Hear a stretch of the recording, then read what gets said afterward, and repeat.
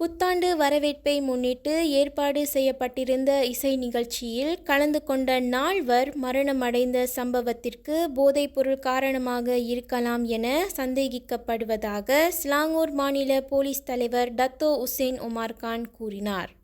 Pink fish எனப்படும் மாபெரும் புத்தாண்டு கொண்டாட்ட இசை நிகழ்ச்சி பண்டார் சன்வேயில் நடைபெற்றது. இந்நிகழ்ச்சியில் கலந்து கொண்ட 4 பேர் மரணமடைந்துள்ளனர். அவர்களின் மறைவுக்கு போதைப்பொருள் காரணமாக இருக்கலாம் என போலீஸ் சந்தேகிக்கிறது. அதே வேளையில் போதைப் பொருள்கள் நிகழ்வு நடந்த இடத்தில் கொண்டு வரப்பட்டு வாங்கப்பட்டதாக நம்பப்படுகிறது. இறந்த 20 முதல் 40 வயதிற்குட்பட்ட 4 பாதிக்கப்பட்டவர்கள் எக்ஸ்டசி மாத்திரைகளை உட்கொண்டதாக நம்பப்படுகிறது.